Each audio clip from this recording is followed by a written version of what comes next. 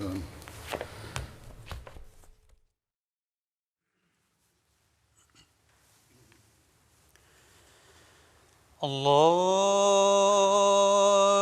أكبر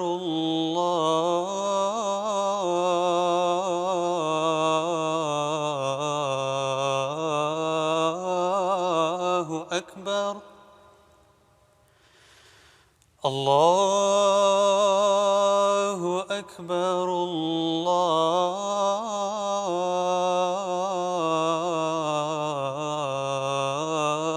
الله أكبر أشهد أن لا إله إلا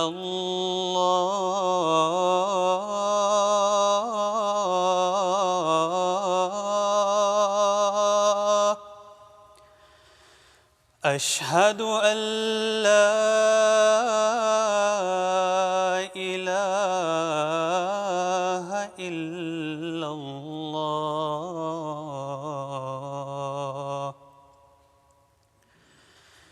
أشهد أن محمدًا رسول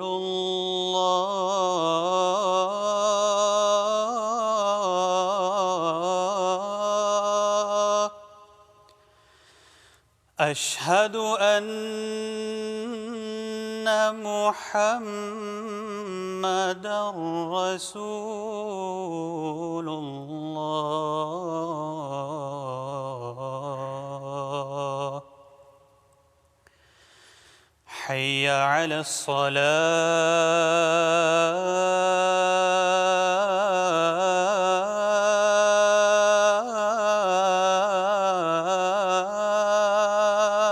الصلاة حي على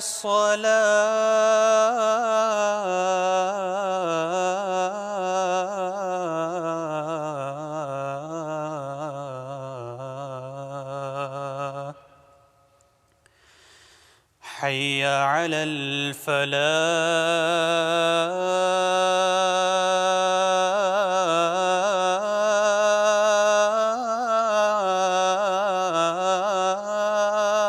الفلاح حي على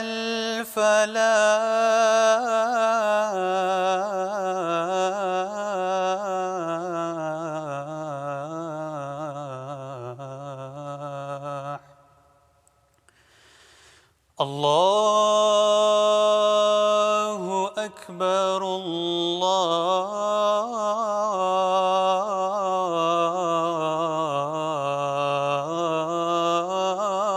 الله أكبر لا إله إلا الله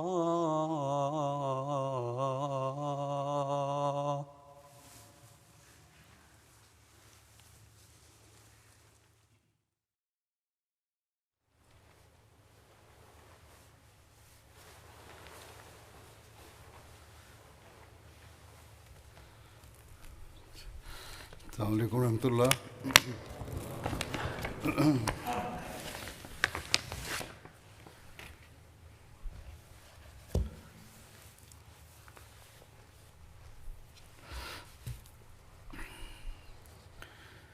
أشهد أن لا إله إلا الله وحده لا شريك له وأشهد أن محمدًا عبده ورسوله أما بعد فأعوذ بالله من الشيطان الرجيم بسم الله الرحمن الرحيم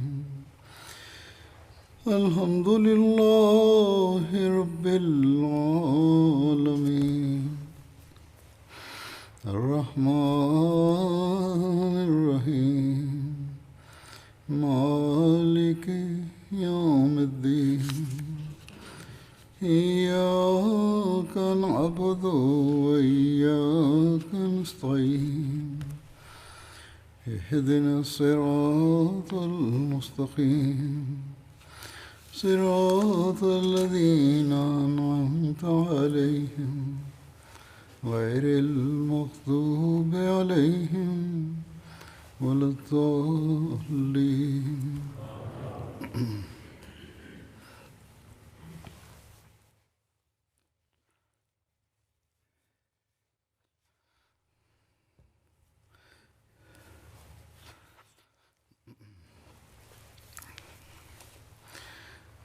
حضرت ابوبکر صدیق رضی اللہ عنہ کے زمانے کی جنگوں کا ذکر ہو رہا تھا. اس ضمن میں فتح دمشق جو 13 ہجری میں ہوئی، اس کے بارے میں کچھ تفصیل بیان کرتا ہوں. یہ آخری جنگ تھی جو ابوبکر صدیق رضی اللہ عنہ کے زمانے میں ہوئی. دمشق جو ہے یہ اس کے محلِ وقوع کے بارے میں ذکر ہے کہ یہ قدیم دمشق شام کا دارالحکومت اور تاریخی روایات کا حامل شہر تھا. ابتداء میں یہ بت پرستی کا بہت بڑا مرکز تھا، لیکن جب عیسائیت آئی تو اس کے بت قدے کو کلیسیا بنا دیا گیا. یہ ایک اہم تجارتی مرکز تھا. یہاں عرب بھی آباد تھے اور مسلمانوں کے تجارتی قافلے یہاں آتے رہتے تھے، اور اسی وجہ سے انہیں یہاں کے بارے میں معلومات حاصل تھیں. دمشق ایک قلعہ نما فصیل بند شہر تھا.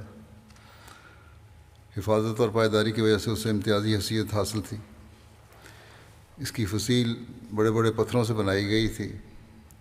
فصیل کی اونچائی 6 میٹر تھی. اس میں انتہائی مضبوط دروازے لگائے گئے تھے. فصیل کی چوڑائی 3 میٹر تھی. دروازے مضبوطی سے بند کیے جاتے تھے. فصیل کے چاروں طرف گہری خندق تھی جس کی چوڑائی 3 میٹر تھی. اس خندق کو دریا کے پانی سے ہمیشہ بھر کر رکھا جاتا تھا.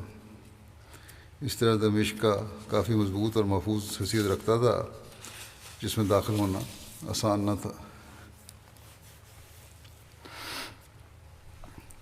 جب حضرت ابوبکر نے شام کی جانب مختلف لشکر روانہ فرمائے تو حضرت ابو عبیدہ کو ایک لشکر کا امیر بنا کر حمص پہنچنے کا حکم دیا. حمص دمشق کے قریب شام کا ایک قدیم مشہور اور بڑا شہر تھا. حضرت ابوبکر کے ارشاد پر حضرت خالد بن ولید نے دمشق پہنچ کر دوسرے اسلامی لشکر کے ساتھ اس کا محاصرہ کر لیا. اہل دمشق قلعہ کی دیوار پر چڑھ کر مسلمانوں پر پتھر اور تیر برساتے تھے. مسلمان چمڑے کی ڈھالوں سے اپنے آپ کو بچاتے. موقع پا کر مسلمان بھی ان کے تیر مارتے. اس طرح 20 دن کا عرصہ گزر گیا لیکن کوئی نتیجہ برآمد نہ ہوا. اہل دمشق قلعہ میں محصور ہونے کی وجہ سے سخت تنگی میں تھے. قلعے میں رسد بھی ختم ہونے والی تھی. اس کے علاوہ اہل دمشق کے کھیت قلعے سے باہر تھے، لہذا ان کی کاشتکاری کے کاموں کو نقصان ہو رہا تھا. قلعے میں غلہ نہیں آ سکتا تھا. اشیاء صرف کی بھی قلت تھی. محاصرے کی طوالت کی وجہ سے وہ سخت پریشانی اور مصیبت میں مبتلا ہو گئے تھے. اسی دوران کہ دمشق کے محاصرے کو 20 دن گزر چکے تھے، مسلمانوں کو خبر ملی کہ ہرقل بادشاہ نے اجنادین کے مقام پر رومیوں کا بھاری لشکر جمع کیا. یہ خبر سنتے ہی حضرت خالد باب شرقی سے روانہ ہو کر باب جابیہ پر حضرت ابو عبیدہ کے پاس آئے اور صورتحال سے مطلع کرتے ہوئے اپنی رائے پیش کی کہ ہم دمشق کا محاصرہ ترک کر کے اجنادین میں رومی لشکر سے نمٹ لیں، اور اگر اللہ نے ہمیں فتح دی تو پھر یہاں واپس لوٹ آئیں گے اور دمشق کا مسئلہ حل کریں گے. حضرت ابو عبیدہ نے کہا کہ میری رائے اس کے برعکس ہے، کیونکہ 20 دن تک قلعہ میں محصور رہنے کی وجہ سے اہل دمشق تنگ آ گئے ہیں اور ہمارا رعب ان کے دلوں میں سما گیا ہے. اگر ہم یہاں سے کوچ کر گئے تو ان کو راحت حاصل ہوگی، اور وہ کھانے پینے کی چیزیں قلعے میں کثیر تعداد میں ذخیرہ کر لیں گے، اور جب ہم اجنادین سے یہاں واپس آئیں گے تو یہ لوگ طویل عرصے تک ہمارا مقابلہ کرنے کے قابل ہو جائیں گے۔ حضرت خالد نے حضرت ابو عبیدہ کی رائے سے اتفاق کرتے ہوئے محاصرہ جاری رکھا اور دمشق کے قلعہ کے متفرق دروازوں پر مسلمانوں کے تمام متعین سرداروں کو حکم دیا کہ اپنی اپنی طرف سے حملہ میں شدت اختیار کریں۔ حضرت خالد کے حکم کی تعمیل کرتے ہوئے ہر جانب سے اسلامی لشکر نے شدید حملے شروع کیے۔ اس طرح دمشق کے محاصرے پر 21 دن گزر گئے۔ حضرت خالد نے مسلمانوں کو حملے کی شدت بڑھانے کی ترغیب دیتے ہوئے خود باب شرقی سے سخت حملے جاری رکھے۔ اہل دمشق اب بالکل تنگ آ گئے تھے اور ہرقل بادشاہ کے مدد کے منتظر تھے۔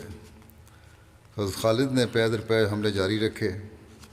وہ اسی طرح مصروف جنگ تھے کہ انہوں نے دیکھا کہ قلعہ کی دیوار پر جو رومی تھے وہ دفعتاً تالیاں بجا کر ناچنے کودنے لگے اور خوشی کا اظہار کرنے لگے۔ مسلمان حیرت سے ان کو دیکھنے لگے۔ حضرت خالد بن ولید نے ایک جانب دیکھا تو ایک بڑا غبار اس طرف اٹھتا ہوا نظر آیا۔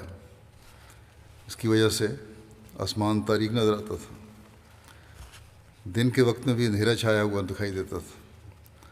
حضرت خالد فوراً سمجھ گئے کہ اہل دمشق کی مدد کے لیے ہرقل بادشاہ کا لشکر آ رہا ہے۔ تھوڑی دیر میں چند مخبروں نے اس خبر کی تصدیق بھی کر دی کہ ہم نے پہاڑ کی گھاٹی کی طرف ایک لشکر جرار دیکھا ہے اور وہ بے شک رومیوں کا لشکر ہے۔ حضرت خالد فوراً آئے اور حضرت ابو عبیدہ کو صورتحال سے آگاہ کرتے ہوئے کہا کہ میں نے یہ ارادہ کیا ہے کہ تمام لشکر لے کر ہرقل بادشاہ کے بھیجے ہوئے لشکر سے مقابلہ کے لیے جاؤں، لہٰذا اس امر میں آپ کا مشورہ کیا ہے؟ حضرت ابو عبیدہ نے فرمایا کہ مناسب نہیں ہے، کیونکہ اگر ہم نے اس جگہ کو چھوڑ دیا تو اہل دمشق قلعہ سے باہر آ کر ہم سے جنگ کریں گے۔ ایک طرف سے ہرقل کا لشکر حملہ آور ہوگا اور دوسری طرف سے اہل دمشق حملہ کریں گے۔ ہم رومیوں کے دو لشکروں کے درمیان مصیبت میں پھنس جائیں گے۔ اس پر حضرت خالد نے کہا پھر آپ کی کیا رائے ہے؟ حضرت ابو عبیدہ نے فرمایا تم ایک جری اور بہادر شخص کا انتخاب کرو اور اس کے ساتھ ایک جماعت کو دشمن کے مقابلے کے لیے روانہ کرو۔ چنانچہ حضرت خالد بن ولید نے حضرت زرار بن ازور کو 500 سواروں کا لشکر دے کر رومی لشکر سے مقابلے کے لیے روانہ کیا۔ ایک دوسری روایت میں حضرت زرار کی لشکری تعداد 5000 بھی بیان ہوئی ہے۔ بہرحال حضرت زرار جو ہیں وہ 500 سپاہیوں کو لے کر یا جو بھی لشکر تھا اس کو لے کر رومی لشکر کی جانب روانہ ہو گئے۔ چند سپاہیوں نے رومیوں کا لشکر دیکھ کر آپ سے کہا کہ یہ لشکر بہت بڑا ہے اور ہم صرف 500 ہیں، بہتر یہی ہے کہ ہم واپس چلیں اور اپنے لشکر کے ساتھ مل کر اس کا مقابلہ کریں۔ حضرت زرار نے کہا دشمن کی کثرت سے مت گھبراؤ، خدا نے بہت دفعہ قلت کو کثرت پر غالب کیا ہے، وہ اب بھی ہماری مدد کرے گا۔ ساتھیو، واپس جانا تو جہاد سے فرار ہے جو اللہ تعالیٰ کو پسند نہیں۔ کیا تم عرب کی بہادری اور جان نثاری کو داغ لگاؤ گے؟ جسے واپس جانا ہو چلا جائے، میں تو لڑوں گا، اسلام کے نام کو بلند کروں گا، خدا مجھے بھاگتے ہوئے نہ دیکھے۔ تمام مسلمان یک زبان ہو کر بولے کہ ہم اسلام پر نثار ہوں گے، شہادت کا مرتبہ پائیں گے، یعنی کہ ہم تیار ہیں جنگ کے لیے۔ حضرت زرار خوش ہو گئے، حکم دیا کہ دشمن پر ایک ہی بار حملہ کر کے اسے تہس نہس کر دو۔ مسلمان اور حضرت زرار نے رومی لشکر پر مسلسل وار کیے اور بہادری سے لڑائی کی۔ رومی سپہ سالار کے بیٹے نے حضرت زرار پر حملہ کیا اور آپ کے بائیں بازو پر نیزہ مارا، جس کی وجہ سے خون تیزی سے بہنے لگا۔ ایک لمحے کے لیے آپ نے اسی کے دل پر نیزہ مار کر اسے قتل کر دیا۔ ایک لمحے کے بعد آپ نے اسی کے دل پہ نیزہ مار کے اسے قتل کر دیا۔ آپ کا نیزہ اس کے سینے میں پھنس گیا اور اس کا پھل ٹوٹ گیا۔ رومی فوج نے آپ کا نیزہ خالی دیکھا تو آپ کی طرف ٹوٹ پڑے اور آپ کو قید کر لیا، کیونکہ ہتھیار نہیں تھا ہاتھ میں۔ صحابہ کرام نے جب دیکھا کہ حضرت زرار قید ہو گئے ہیں تو بہت غمگین ہو اور پریشان ہو گئے۔ انہوں نے کئی دفاعی حملے کیے مگر ان کو چھڑا نہ سکے۔ حضرت زرار کی گرفتاری کی خبر جب حضرت خالد کو پہنچی تو آپ بہت پریشان ہوئے اور ساتھیوں سے رومی لشکر کے متعلق معلومات لے کر حضرت ابو عبیدہ سے مشورہ کیا اور حملے کے متعلق رائے لی۔ حضرت ابو عبیدہ نے فرمایا کہ دمشق کے محاصرہ کا معقول انتظام کر کے آپ حملہ کر سکتے ہیں۔ کمانڈر کیونکہ اس وقت حضرت ابو عبیدہ تھے۔ حضرت خالد نے محاصرہ کا انتظام کرنے کے بعد اپنے ساتھیوں کے ساتھ دشمن کا تعاقب کیا اور ان کو ہدایت کی کہ جیسے ہی دشمن ملے اس پر اچانک حملہ کرنا۔ اگر زرار کو ان لوگوں نے قتل نہ کیا ہو تو شاید ہم زرار کو چھڑا لائیں گے، اور اگر زرار کو شہید کیا ہو تو بخدا ہم ان سے بھرپور انتقام لیں گے۔ تاہم مجھے امید ہے کہ اللہ ہم کو زرار کے متعلق صدمہ نہیں دے گا۔ اسی دوران حضرت خالد نے ایک شاہ سوار کو سرخ عمدہ گھوڑے پر دیکھا جس کے ہاتھ میں لمبا چمکدار نیزہ تھا۔ اس کی وضع قطع سے بہادری، دانائی اور جنگی مہارت نمایاں تھی۔ زرہ کے اوپر لباس پہن رکھا تھا، پورا بدن اور منہ چھپا ہوا تھا اور فوج کے آگے آگے تھا۔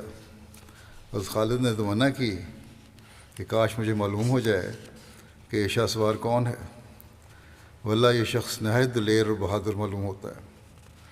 سب لوگ اس کے پیچھے پیچھے جا رہے تھے۔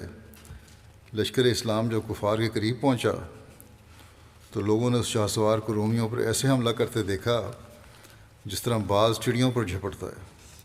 اس کا ایک حملہ تھا جس نے دشمن کے لشکر میں تہلکہ ڈال دیا اور مقتولین کے ڈھیر لگا دیے، اور بڑھتے بڑھتے دشمن کے لشکر کے درمیان میں پہنچ گیا۔ وہ چونکہ اپنی جان کو ہلاکت میں ڈال چکا تھا اس لیے دوبارہ پلٹا اور کافروں کے لشکر کو چیرتا ہوا اندر گھستا چلا گیا۔ جو سامنے آیا اس کو ریزہ ریزہ کر کے رکھ دیا۔ کچھ لوگوں کا خیال تھا کہ یہ شخص حضرت خالد ہی ہو سکتے ہیں۔ رافع نے حیرانگی سے خالد سے پوچھا کہ یہ شخص کون ہے؟ حضرت خالد نے فرمایا مجھے معلوم نہیں، میں خود حیران ہوں کہ یہ کون ہے۔ حضرت خالد لشکر کے آگے کھڑے تھے کہ وہی سوار دوبارہ رومیوں کے لشکر سے نکلا۔ رومیوں کا کوئی بھی سپاہی اس کے مقابل نہیں آ رہا تھا، اور یہ تنہا کئی آدمیوں سے مقابلہ کرتے ہوئے رومیوں کے درمیان لڑ رہا تھا۔ اسی دوران حضرت خالد نے حملہ کر کے اسے کفار کے گھیرے سے نکالا اور یہ شخص لشکر اسلام میں پہنچ گیا۔ حضرت خالد نے اس سے کہا تو نے اپنے غصے کو اللہ کے دشمنوں پر نکالا ہے، بتاؤ تم کون ہو؟ اس سوار نے کچھ نہ بتایا اور پھر جنگ کے لیے تیار ہو گیا۔ حضرت خالد نے فرمایا اللہ کے بندے، تو نے مجھے اور تمام مسلمانوں کو بے چینی میں ڈال دیا ہے، تو اس قدر بے پرواہ ہے، آخر تو کون ہے؟ حضرت خالد کے اصرار پر اس نے جواب دیا کہ میں نے نافرمانی کی وجہ سے اعراض نہیں کیا، یہ نہیں کہ میں نافرمان ہوں اس لیے تمہیں جواب نہیں دے رہا، بلکہ مجھے شرم آتی ہے کیونکہ میں مرد نہیں ہوں، ایک عورت ہوں۔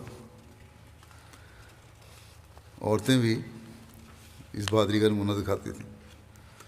مجھے میرے درد دل نے اس میدان میں اتارا ہے۔ خالد نے پوچھا کہ کون سی عورت؟ فرمایا اس عورت نے عرض کیا کہ زرار کی بہن خولہ بنت ازور ہوں۔ بھائی کی گرفتاری کا پتہ لگا تو میں نے وہی کیا جو آپ نے دیکھا۔ حضرت خالد نے سن کر کہا کہ ہم سب کو متفقہ حملہ کرنا چاہیے، اللہ سے امید ہے کہ وہ زرار کو قید سے رہائی دلا دے گا۔ حضرت خولہ نے کہا کہ میں بھی حملہ میں پیش رہوں گی۔ پھر خالد نے بھرپور حملہ کیا، رومیوں کے پیر اکھڑ گئے اور رومیوں کا لشکر تتر بتر ہو گیا۔ حضرت رافع نے شجاعت کے جوہر دکھائے۔ مسلمان ایک بار پھر بھرپور حملے کے لیے تیار ہوئے تھے کہ اچانک کفار کے لشکر سے کچھ سوار اس طرف تیزی سے امان مانگتے ہوئے آ گئے۔ حضرت خالد نے فرمایا ان کو امان دے دو، اور فرمایا میرے پاس لے آؤ۔ پھر خالد نے ان سے پوچھا کہ تم لوگ کون ہو؟ انہوں نے کہا کہ ہم روم کی فوج کے لوگ ہیں اور حمص کے رہنے والے ہیں اور صلح چاہتے ہیں۔ حضرت خالد نے فرمایا کہ صلح تو حمص پہنچ کر ہوگی، جہاں پر قبل از وقت ہم صلح نہیں کر سکتے۔ البتہ تم کو امان ہے، جب اللہ فیصلہ کرے گا اور ہم غالب آئیں گے تب وہاں پر بات ہوگی۔ ہاں یہ بتاؤ کہ ہمارے ایک بہادر جس نے تمہارے سردار کے لڑکے کو قتل کیا تھا، اس کے متعلق تم کو کچھ معلوم ہے یا نہیں؟ انہوں نے کہا کہ شاید آپ ان کے متعلق پوچھتے ہیں جو ننگے بدن تھے اور جنہوں نے ہمارے بہت سے آدمیوں کو مارا اور سردار کے بیٹے کو قتل کیا تھا۔ خالد نے فرمایا ہاں وہی ہے۔ انہوں نے کہا کہ جس وقت وہ قید ہوئے اور وردان کے پاس پہنچے تو وردان نے اس کو 100 سواروں کی جمعیت میں حمص سے روانہ کیا تاکہ بادشاہ کے پاس پہنچایا جائے۔ یہ سن کر خالد بہت خوش ہوئے اور حضرت ضافع کو بلا کر فرمایا کہ تم راستوں کو اچھی طرح جانتے ہو، اپنی مرضی کے جوانوں کو لے کر حمص پہنچنے سے پہلے حضرت زرار کو چھڑاؤ اور اپنے رب کے ہاں اجر پاؤ۔ حضرت رافع نے 100 جوانوں کو چن لیا اور ابھی جانے ہی والے تھے کہ حضرت خولہ نے منت سماجت کر کے حضرت خالد سے جانے کی اجازت حاصل کر لی، اور سب لوگ حضرت ضافع کی سرکردگی میں حضرت زرار کی رہائی کے لیے حمص روانہ ہو گئے۔ حضرت رافع تیزی سے چلے اور ایک مقام پر پہنچ کر آپ نے اپنے ساتھیوں سے کہا کہ خوش ہو جاؤ، دشمن ابھی آگے نہیں گیا، اور وہاں پر اپنے ایک دستے کو چھپا دیا۔ یہ لوگ اسی حالت میں تھے کہ غبار اڑتا ہوا دکھائی دیا۔ حضرت رافع نے مسلمانوں کو چوکنا رہنے کا حکم دیا۔ مسلمان تیار بیٹھے تھے کہ رومی پہنچ گئے۔ حضرت زرار ان کی قید میں تھے اور درد بھرے لہجے میں اشعار پڑھ رہے تھے کہ اے مخبر، میری قوم اور خولہ کو یہ خبر پہنچا دو کہ میں قیدی ہوں اور مشقوں میں بندھا ہوا ہوں۔ شام کے کافر اور بے دین میرے گرد جمع ہیں اور تمام زرہ پہنے ہوئے ہیں۔ اے دل، تو غم و حسرت کی وجہ سے مر جا، اور اے جوان، مردی کے آنسو میرے رخسار پر بہہ جا۔ یہ شعر پڑھ رہے تھے، جن کے معنی یہ ہیں۔ حضرت خولہ نے زور سے آواز دی کہ تیری دعا قبول ہو گئی، اللہ کی مدد آ گئی، میں تیری بہن خولہ ہوں۔ اور یہ کہہ کر اس نے زور سے تکبیر بلند کر کے حملہ کر دیا، اور دیگر مسلمان بھی تکبیر کہتے ہوئے حملہ آور ہوئے۔ مسلمانوں نے اس دستے پر قابو پا لیا، سب کو قتل کر دیا گیا۔ حضرت زرار کو اللہ نے رہائی دلائی اور مال غنیمت مسلمانوں کو مل گیا۔ حضرت خولہ نے اپنے ہاتھوں سے بھائی کی رسیاں کھول دیں اور سلام کیا۔ حضرت زرار نے اپنی بہن کو شاباش دی اور خوش آمدید کہا، ایک لمبا نیزہ ہاتھ میں لیا اور ایک گھوڑے پر سوار ہوئے، خدا کا شکر ادا کیا۔ یہاں یہ خوشی ہوئی اور وہاں دمشق میں حضرت خالد نے سخت حملہ کر کے وردان کو شکست فاش دی۔ وہ لوگ بھاگ گئے اور مسلمانوں نے ان کا تعاقب کیا۔ وہ حضرت زرار اور دیگر مسلمانوں سے ملاقات ہوئی، وہاں حضرت زرار اور دیگر مسلمانوں سے ملاقات ہوئی۔ فتح کی خبر حضرت عبیدہ کو بھیج دی۔ اب مسلمانوں نے یقین کر لیا کہ دمشق فتح ہونے والا ہے۔ دوسری طرف اسلامی لشکر دمشق میں مقیم تھا اور قلعے کا محاصرہ جاری تھا کہ بصرہ سے حضرت عباد بن سعید حضرت خالد کے پاس آئے اور اطلاع دی کہ رومیوں کے 90,000 کا لشکر بمقام اجنادین جمع ہوا ہے۔ حضرت خالد نے حضرت عبیدہ سے مشورہ کیا تو انہوں نے کہا کہ ہمارا لشکر ملک کے شام میں متفرق مقامات میں منتشر ہے، لہٰذا ان تمام کو خط لکھ دو کہ وہ ہمیں اجنادین میں آ ملے، اور ہم بھی اب قلعہ دمشق کا محاصرہ ترک کر کے اجنادین کی جانب کوچ کریں گے۔ ہرقل کو وردان کی شکست کی خبر پہنچ چکی تھی، نیز اس کے بیٹے کے قتل ہونے کا مفصل حال معلوم ہو چکا تھا، لہذا ہرقل نے اس کو خوب ڈانٹ ڈپٹ کرتے ہوئے لکھا کہ مجھے خبر ملی ہے کہ ننگے بھوکے عربوں نے تجھے شکست دے دی ہے اور تیرے بیٹے کو قتل کیا ہے۔ نہ مسیح نے اس پر رحم کیا اور نہ تم پر۔ اگر تیری بہادری شمشیر زنی کا چرچا نہ ہوتا، بہادری اور شمشیر زنی کا چرچا نہ ہوتا تو میں تجھے قتل کر دیتا۔ خیر، اب جو ہوا سو ہوا، میں نے اجنادین کی طرف 90,000 فوج روانہ کی ہے، تجھے اس کا سردار مقرر کرتا ہوں۔ حضرت خالد نے دمشق کا محاصرہ ختم کر کے اجنادین کی طرف لشکر کو روانہ ہونے کا حکم دیا۔ حکم ملتے ہی مسلمانوں نے فوراً خیمے اکھیڑ کر باقی مال اسباب اونٹوں پر لادنا شروع کیا۔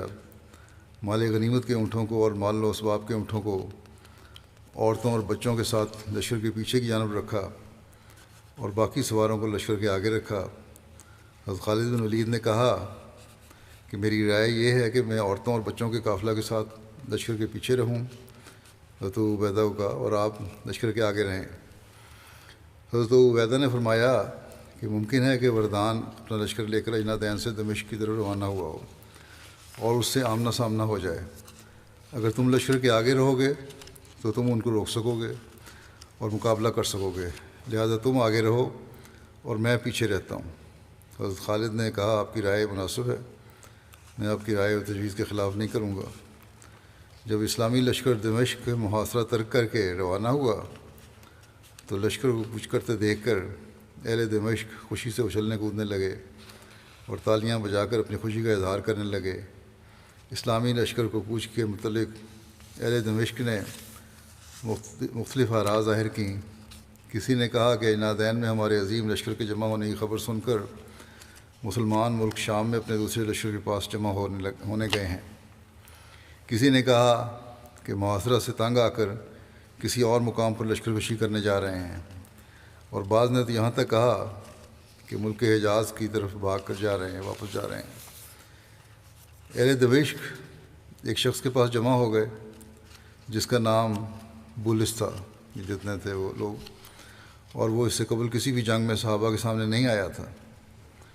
یہ شخص ہرقل کا نہایت معتمد اور اعلیٰ درجہ کا تیر انداز تھا۔ اہل دمشق نے اس کو امیر بنایا اور ہر قسم کا لالچ دے کر جنگ کے لیے آمادہ کیا۔ نیز انہوں نے اس بات کی قسمیں کھائیں کہ وہ میدان جنگ چھوڑ کر نہیں بھاگیں گے، اور جو بھی ان میں سے میدان چھوڑے گا تو آپ کو اختیار ہوگا کہ اسے اپنے ہاتھ سے قتل کر دیں۔ یہ عہد و پیمان جب مکمل ہو گیا اور بولس گھر میں داخل ہو کر زرہ پہننے لگا تو بیوی نے پوچھا کہ کہاں جاتے ہو؟ بولس نے کہا کہ دمشق والوں نے مجھے اپنا امیر بنایا ہے، اب عربوں کے ساتھ لڑنے جا رہا ہوں۔ بیوی نے اس سے کہا کہ ایسا مت کرو، بلکہ گھر میں بیٹھے رہو، تم عربوں سے لڑنے کی طاقت نہیں ہے تمہیں، ان سے خواہ مخواہ مت لڑو۔ میں نے آج ہی خواب میں دیکھا ہے کہ تمہارے ہاتھ میں کمان ہے اور ہوا میں چڑیوں کا شکار کر رہے ہو۔ بعض چڑیاں زخمی ہو کر گر گئیں مگر پھر اٹھ کر اڑنے لگیں۔ میں تعجب میں پڑ گئی کہ اچانک اوپر سے خواب میں دیکھا کہ ایک عقاب اوپر سے عقاب آ گئے، ایک نہیں عقاب، کئی عقاب آ گئے، اور تم اور تمہارے ساتھیوں پر ایسے ٹوٹ پڑے کہ سب کو نیست و نابود کر دیا۔ بولس نے کہا تو نے مجھے بھی خواب میں دیکھا تھا؟ اس نے کہا ہاں، عقاب نے زور سے تجھے ٹھونک ماری اور تو بے ہوش ہو گیا تھا۔ بولس نے یہ باتیں سن کے اپنی بیوی کو تھپڑ مارا اور کہا کہ تیرے دل میں عربوں کا خوف بیٹھ گیا ہے، خواب میں بھی وہی خوف ہے، گھبراؤ مت، میں ابھی ان کے امیر کو تیرا خادم اور اس کے ساتھیوں کو بکریوں اور خنزیروں کا چرواہا بنا دوں گا۔ بولس نہایت تیزی سے 6,000 سوار اور 10,000 پیدل لشکر لے کر مسلمانوں کے پیچھے ان کے مقابلے کے لیے نکل گیا اور اسلامی فوج کی عورتوں، بچوں، مال مویشی اور ابو عبیدہ کے 1,000 لشکر کا تعاقب کیا۔ مسلمان بھی مقابلے کے لیے تیار ہو گئے۔ دیکھتے ہی دیکھتے کفار پہنچ گئے۔ بولس سب سے آگے تھا۔ اس نے ایک دم 6,000 سپاہیوں کے ساتھ ابو عبیدہ پر حملہ کیا۔ بولس کا بھائی بطرس پیدل فوج کے ساتھ عورتوں کی طرف بڑھا اور کچھ عورتیں گرفتار کر کے دمشق کی طرف واپس پلٹا۔ ایک جگہ پر پہنچ کر اپنے بھائی کے انتظار میں بیٹھ گیا۔ حضرت ابو عبیدہ نے یہ مصیبت ناگہانی دیکھ کر فرمایا کہ خالد کی رائے صحیح تھی کہ وہ لشکر کے پیچھے رہیں گے ادھر عورتیں اور بچے چلا رہے تھے، ادھر 1000 مسلمانوں نے بہادری سے مقابلہ کیا۔ بولس نے حضرت ابو عبیدہ پر بار بار حملہ کیا، آپ نے بھی شدید مقابلہ کیا۔ حضرت سہل تیز رفتار گھوڑے پر سوار ہو کر حضرت خالد کے پاس پہنچے اور سارا قصہ سنایا۔ حضرت خالد نے انا للہ پڑھا۔ آپ نے حضرت رافع اور عبد الرحمن بن عوف کو 1000 لشکر دے کر روانہ کیا تاکہ بچوں اور عورتوں کی حفاظت ہو جائے۔ اس کے بعد حضرت زرار کو 1000 سوار دے کر رخصت کیا اور خود بھی لشکر لے کر دشمن کی طرف چلے۔ ادھر حضرت ابو عبیدہ بولس کے ساتھ مصروف جنگ تھے۔ اتنے مختلف علاقوں سے آنے والے مسلمانوں کے لشکر پہنچ گئے۔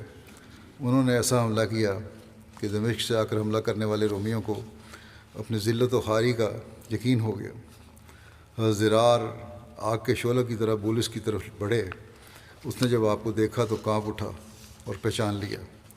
بولس گھوڑے سے اتر کر پیدل بھاگنے لگا۔ حضرت زرار نے بھی اس کا تعاقب کیا اور اس کو زندہ پکڑ لیا اور قید کر لیا۔ اس جنگ میں کفار کے 6000 آدمیوں میں سے بمشکل 100 آدمی زندہ بچے تھے۔ حضرت زرار پریشان تھے کیونکہ حضرت خولہ بھی قید ہو چکی تھی۔ حضرت خالد نے کہا کہ گھبراؤ نہیں، ہم نے ان کے ایسے آدمی پکڑے ہوئے ہیں جن کے بدلے میں وہ ہمارے قیدی آسانی سے رہا کر دیں گے۔ حضرت خالد نے 2000 سپاہیوں کو اپنے ساتھ لیا اور باقی تمام افواج کو حضرت ابو عبیدہ کے حوالے کر دیا تاکہ عورتوں کی حفاظت ہو جائے، اور خود قیدی خواتین کی تلاش میں نکل گئے۔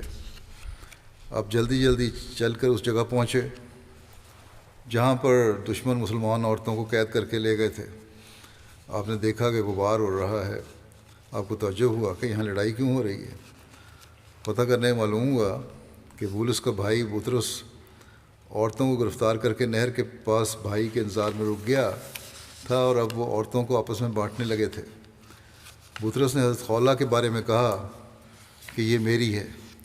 انہوں نے عورتوں کو ایک خیمہ میں قید کر دیا اور خود آرام کرنے لگے، اور انہیں بولس کا انتظار بھی تھا۔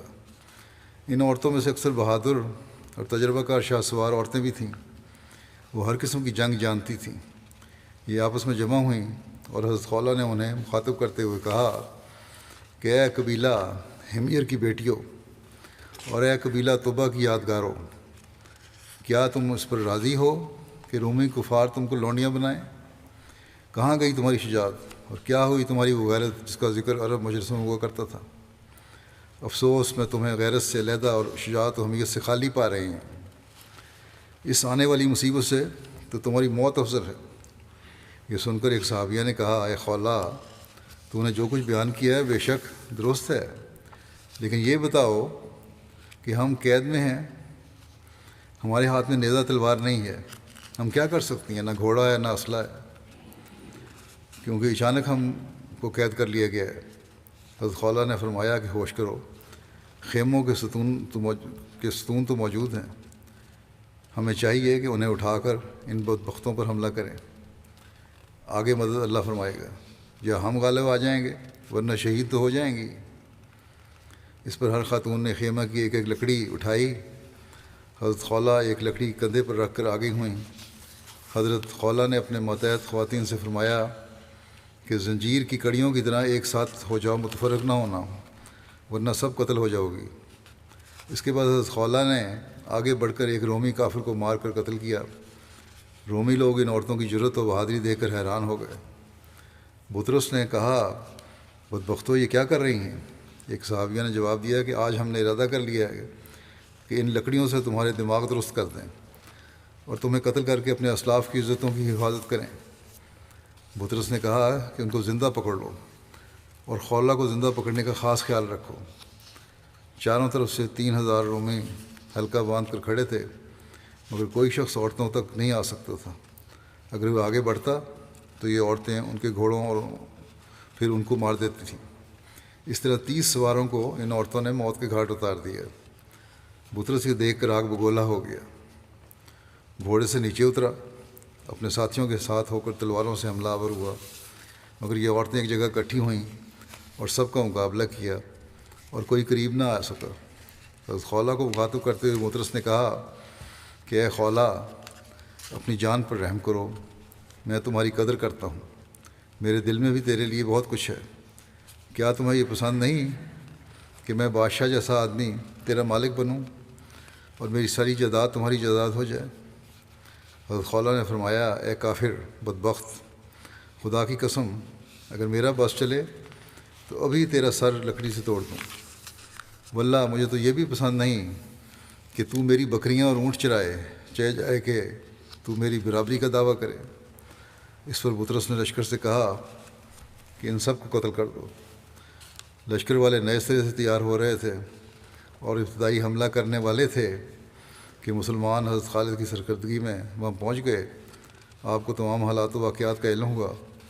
عورتوں کی بہادری اور مقابلے سے مسلمان بہت خوش ہوئے، اور پھر پورے لشکر نے کفار کے ارد گرد دائرہ ڈال دیا اور ایک ساتھ حملہ کیا۔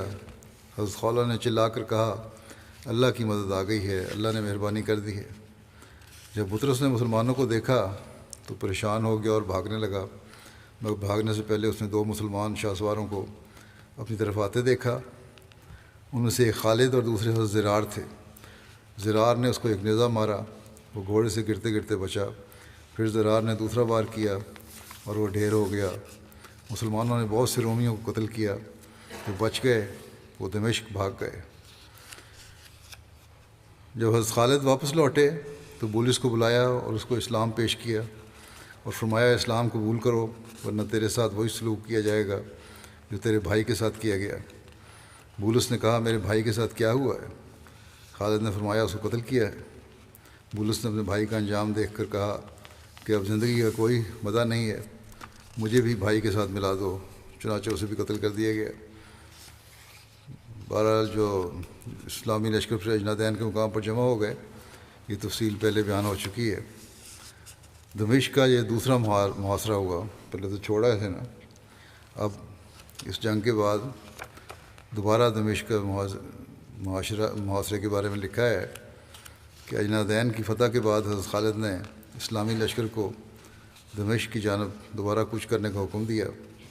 اہل دمشق کو اجنادین میں رومی لشکر کی شکست کی اطلاع پہلے ہی مل چکی تھی، لیکن جب انہیں یہ خبر ملی کہ اسلامی لشکر اب دمشق کی طرف آ رہا ہے تو وہ بہت گھبرائے۔ دمشق کی اطراف میں بسنے والے بھاگ کر قلعے میں ناگزین ہو گئے اور قلعے میں کافی تعداد میں غلہ اور اشیاء صرف جمع کر لیں تاکہ اگر اسلامی لشکر کا محاصرہ لمبا ہو جائے تو ذخیرہ ختم نہ ہو۔ اس کے علاوہ ہتھیار اور سامان جنگ بھی اکٹھا کر لیا۔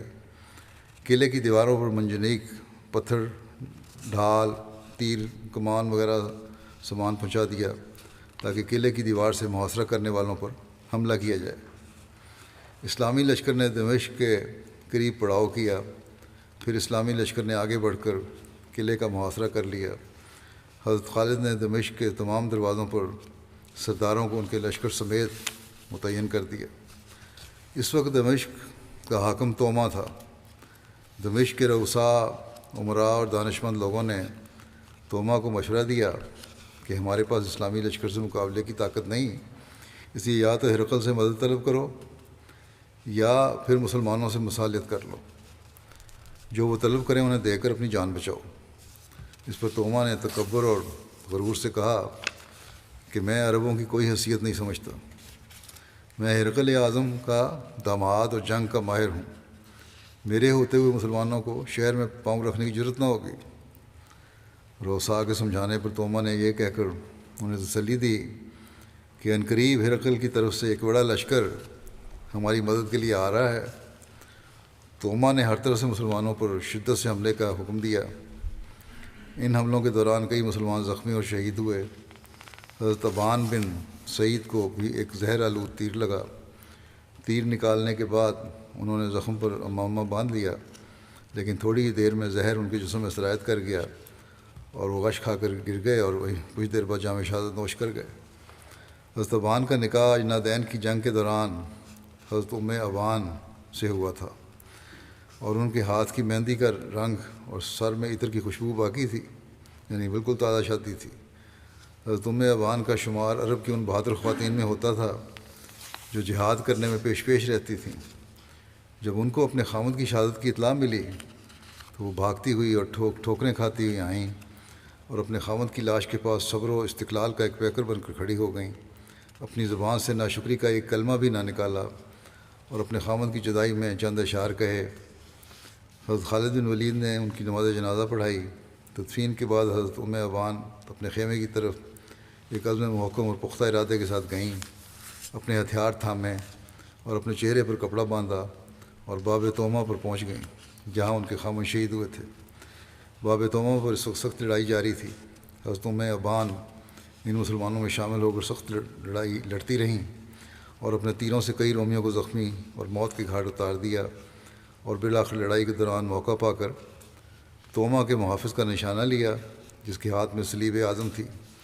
یہ صلیب سونے کی بنی ہوئی تھی اور اس میں قیمتی جواہر جڑے ہوئے تھے۔ صلیب اعظم اٹھانے والے شخص رومیوں کو جنگ کی ترغیب دیتا تھا اور صلیب کے وسیلے سے فتح و کامیابی کی دعا مانگتا تھا۔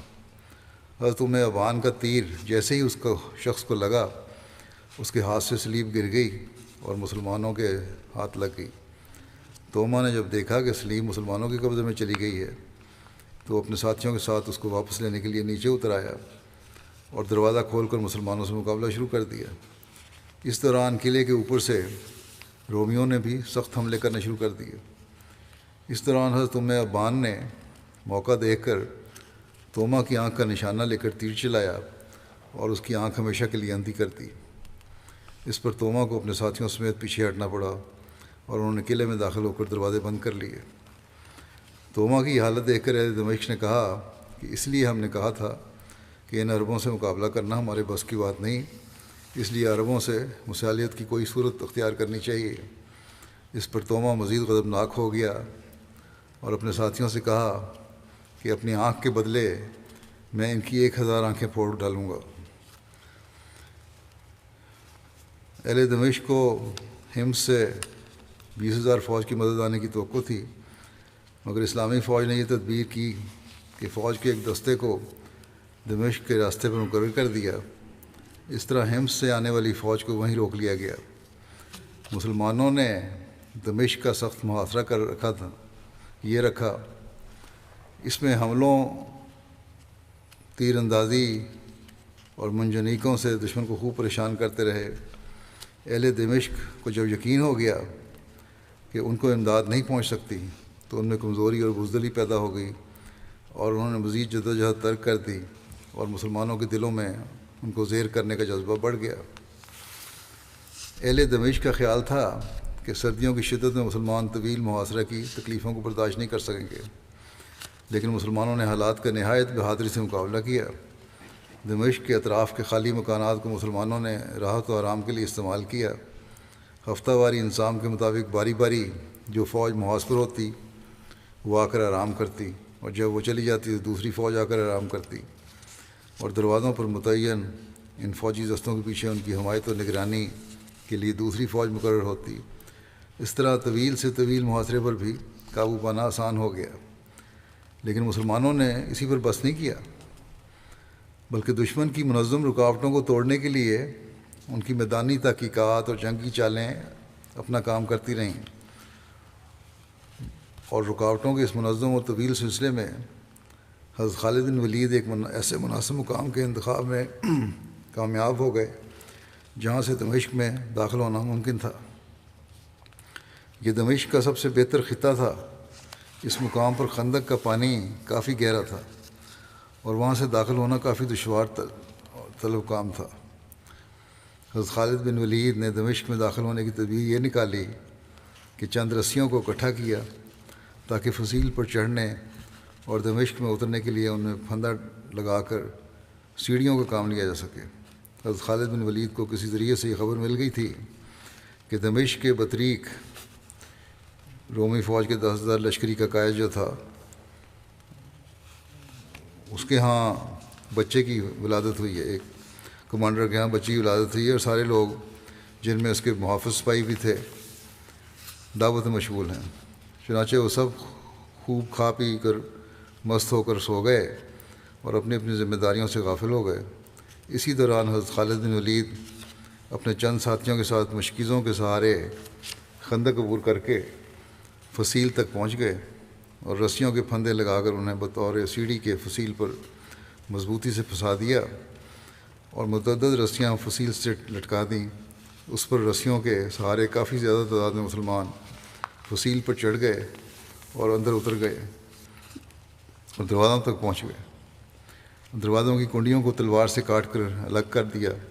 اس طرح اسلامی فوجیں دمشق میں داخل ہو گئیں۔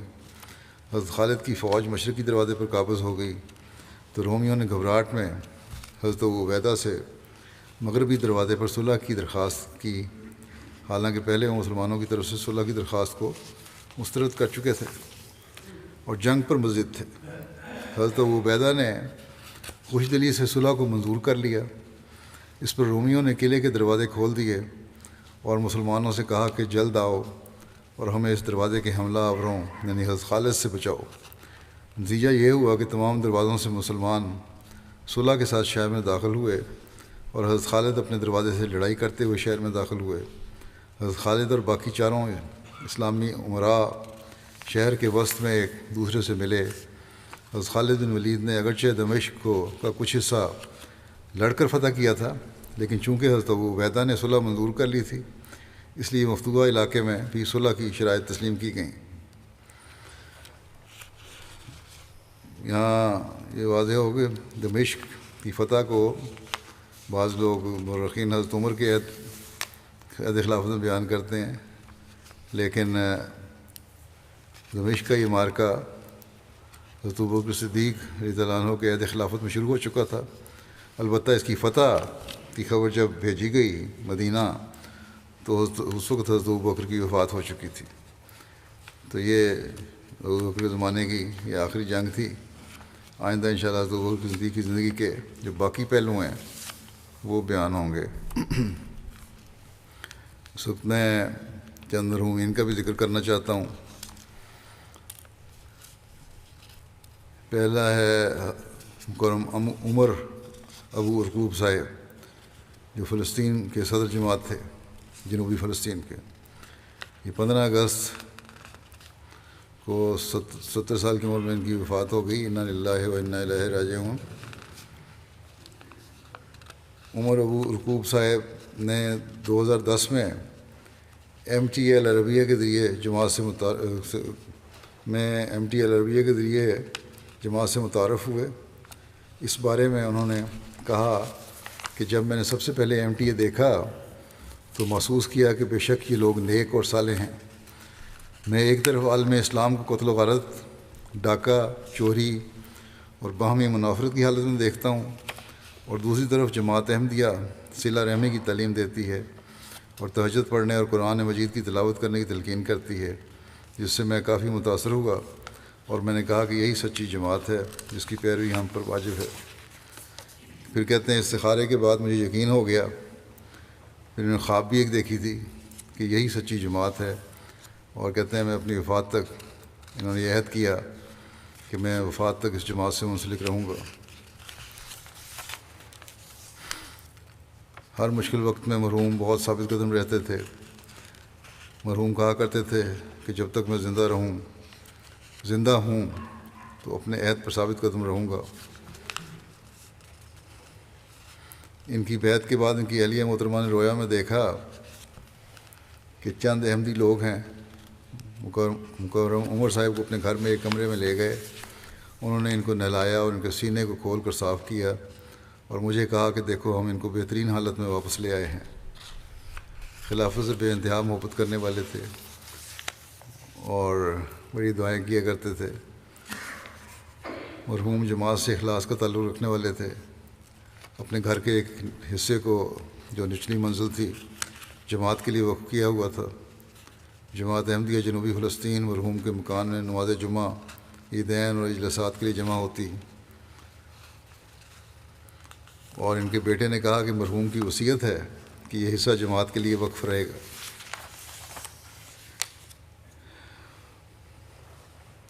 ان کے مخالفین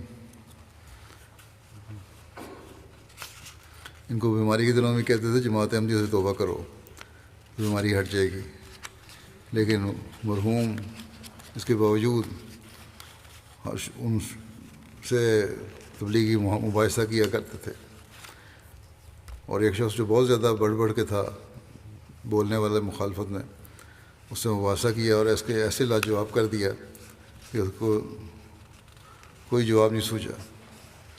بیماری کی شدت کی وجہ سے مرحوم کو جب بیماری کا دن گزر رہے تھے ان کے، اگلے دن آئی سی یو میں منتقل ہونا پڑا۔ مباحثے کے دوران مرحوم کے بیٹے نے اس ملا سے کہا جو بہت زیادہ بڑھ بڑھ کے ان سے بحث کرنے والا تھا کہ والد صاحب کو چھوڑ دو، یہ صاحب تجربہ ہیں، تم ان کو نہیں منا سکتے۔ بہرحال بیٹا کہتا ہے کہ مرحوم نے مرض الموت میں یہ نصیحت کی تھی کہ میری موت پر اداس نہ ہونا۔ پھر حضرت بلال رضی اللہ عنہ کا قول دہراتے رہے کہ غداً سالق الاحبہ محمد و صحابہ، یعنی کل میں اپنے پیارے محمد صلی اللہ علیہ وسلم اور صحابہ سے ملوں گا۔ مرحوم بہت دل عزیز اور ایک پیاری شخصیت کے مالک تھے۔ مرحوم کی اہلیہ 3 بیٹے اور 4 بیٹیاں ہیں۔ اللہ تعالیٰ ان بچوں کو بھی احمدیت قبول کرنے کی توفیق عطا فرمائے جو احمدی نہیں ہیں، اور مرحوم کے درجات بلند فرمائے، مغفرت الرحم کا سلوک فرمائے۔ دوسرا ذکر ہے مکرم شیخ ناصر احمد صاحب مٹھی تھرپارکر کا، جو ابھی گزشتہ دنوں 93 سال کی عمر میں وفات پا گئے۔ انا للہ و انا الیہ راجعون۔ مٹھی کے سب سے پہلے احمدی تھے۔ 1969 میں انہوں نے احمدیت قبول کی۔ ایک پرجوش داعی اللہ اور دین کی غیرت رکھنے والے نڈر احمدی تھے۔ 5 وقتہ نمازوں کی پابندی، مہمان نوازی، خلافت سے والہانہ عشق ان کے نمایاں اوصاف تھے۔ انہیں مٹھی اور اس کے گرد و نواح میں متعدد بیعتیں کروانے کی بھی توفیق ملی۔ مٹھی کی پہلی مسجد انہی کی دی ہوئی جگہ پر بنائی گئی تھی۔ خاندان اور برادری کی طرف سے انہیں شدید مخالفت کا سامنا رہا۔ خاص طور پر بچوں کی شادی کا وقت آیا تو برادری نے اپنے خاندان سے باہر احمدیوں میں رشتہ کرنے سے روکنے کے لیے شدید دباؤ ڈالا۔ آپ کا بائیکاٹ کیا گیا۔ وہ ان کی شادیوں میں شامل بھی نہیں ہوئے، لیکن اللہ تعالیٰ کے خاص فضل سے انہوں نے باوجود مخالفت کے تمام بچوں کی شادیاں احمدی گھرانوں میں کیں۔ اپنے بچوں کی تربیت کی طرف خاص توجہ دی، سب کو قرآن کریم پڑھایا، نماز کو پابند کیا۔ اپنی عورتوں کو جو پہلے ہندو جو تھیں اور روایتی ان کا طرز لباس تھا وہ چھڑوا کر انہیں برقع پہنوایا۔ خلیفہ مسیح رابع نے ایک مرتبہ ان کو خراج تحسین دیتے ہوئے فرمایا تھا کہ اگر ہر سینٹر میں ہم ایک ناصر پیدا کر دیں تو ہم یقیناً کامیاب ہو جائیں گے۔ ان کے پسماندگان میں 2 بیٹے اور 4 بیٹیاں شامل ہیں۔ بچے بھی ان کے کچھ خدمت دین کر رہے ہیں، وقف زندگی ہیں۔ اللہ تعالیٰ مرحوم کے درجات بلند فرمائے۔ تیسرا جو ذکر ہے وہ ملک سلطان احمد صاحب سابق مولانا وقف جدید کا ہے، جو بھی گزشتہ دنوں 84 سال کی عمر میں وفات پا گئے۔ انا للہ و انا الیہ راجعون۔ 1938 میں پکا نسوانہ ضلع جھنگ میں یہ پیدا ہوئے تھے، پیدائشی احمدی تھے۔ ان کے خاندان میں احمدیت ان کے والد محترم سجادہ صاحب المعروف شہزادہ کے ذریعے سے آئی، جنہوں نے حضرت مسلم موعود رضی اللہ عنہ کے زمانے میں خود قادیان جا کر بیعت کی تھی۔ انہوں نے مڈل تک تعلیم حاصل کرنے کے بعد 1960 میں وقف جدید کے تحت خدمت کی درخواست دی۔ ان کا وقف قبول ہوا۔ پھر خلیفۃ مسیح رابع جب وقف جدید کے انچارج تھے، ان کے زیر تربیت کے رہے اور کچھ عرصہ وہاں سے تربیت حاصل کر کے 1960 میں ان کی معلم کے طور پر تقرری ہوئی۔ تھرپارکر کے علاقے میں بھیجے گئے، بڑا کام کیا انہوں نے۔ پھر پاکستان کے دوسرے علاقوں میں بھی رہے۔ 38 سال سے زائد ان کی خدمت کا دور ہے۔ اپنے مفوضہ فرائض کے ساتھ بڑے خوش اسلوبی سے سر انجام دیتے رہے۔ تبلیغ کا بہت شوق تھا، اور اسی وجہ سے 1968 میں ان پر قاتلانہ حملہ بھی ہوا تھا۔ سچائی، ملنساری، مہمان نوازی، خوش مزاجی ان کے بنیادی وصف تھے۔ تہجد گزار، نماز باجماعت کے پابند، دعا گو انسان تھے۔ مرتے دم تک نظام خلافت کے ساتھ دفاع کا تعلق رکھا اور اپنی اولاد کو بھی اس کی تلقین کرتے رہے۔ پسماندگان میں اہلیہ کے علاوہ 3 بیٹے اور 2 بیٹیاں شامل ہیں۔ اللہ تعالیٰ مغفرت اور رحم کا سلوک فرمائے، ان سے یاد بلند کرے۔ اگلا ذکر ہے مکرم محبوب احمد راجیکی صاحب کا، جو سعد اللہ پور ضلع منڈی بہاؤدین کے رہنے والے تھے۔ یہ بھی گزشتہ دنوں میں 86 سال کی عمر میں وفات پا گئے۔ انا للہ و انا الیہ راجعون۔ مرحوم موسی تھے۔ پسماندگان میں 2 بیٹے اور 1 بیٹی شامل ہیں۔ ایک بیٹا ان کا باہر ہے جرمنی میں اور لاہور میں مقیم ہے کچھ۔ مرحوم حضرت مسیح موعود علیہ السلام کے صحابہ حضرت غلام علی صاحب راجیکی کے بیٹے اور حضرت مولوی غلام رسول صاحب راجیکی کے بھتیجے تھے، اور حضرت مولوی غوث محمد صاحب کے نواسے تھے۔ ان کے بیٹے مبرور صاحب بیان کرتے ہیں ان کو 37 سال بطور صدر جماعت سعد اللہ پور خدمت کی توفیق ملی۔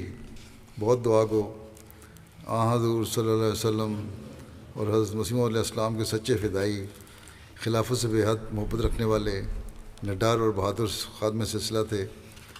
3 مرتبہ ان کو اسیر رائے مولا رہنے کی توفیق ملی۔ 5 وقتہ نماز کے پابند ہونے کے ساتھ ساتھ باقاعدگی سے لمبی تہجد ادا کرنے والے تھے۔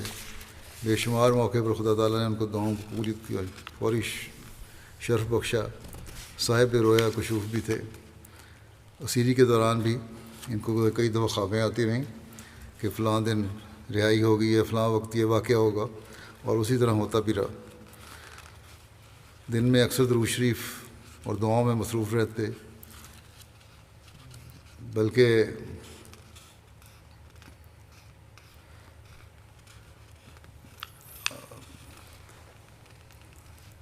ایک شخص نے لکھا کہ ایک دن فجر کی نماز کے لیے آپ آئے تو اس نے ان کو ہاتھ لگایا تو بڑا تیز بخار تھا، لیکن اس کے باوجود مسجد میں آئے باجماعت نماز ادا کرنے کے لیے۔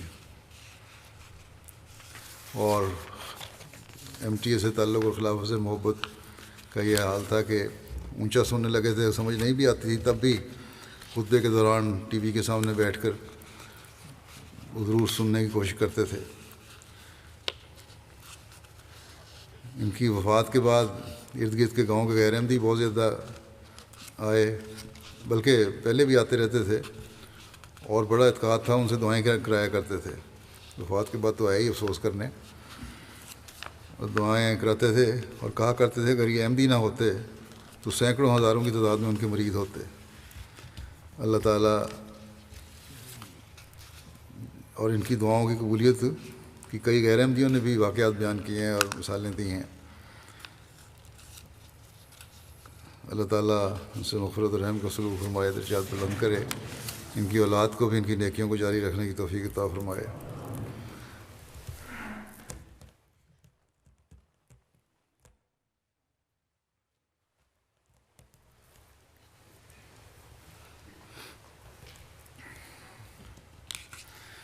یہ سب نماز انشاءاللہ نمازوں کے بعد ان کے نماز جنازہ ادا کی جائے گی۔ الحمدللہ نحمدہ ونستعینہ ونستغفرہ ونؤمن بہ ونتوکل علیہ ونعوذ باللہ من شرور انفسنا ومن سیئات اعمالنا من يهده الله فلا مضل له ومن يضلل فلا هادي له ونشهد أن لا إله إلا الله ونشهد أن محمدا عبده ورسوله عباد الله رحمكم الله إن الله يأمر بالعدل والإحسان وإيتاء ذي القربى وينهى عن الفحشاء والمنكر والبغي يعظكم لعلكم تذكرون اذكروا الله يذكركم وادعوه يستجب لكم ولذكر الله أكبر.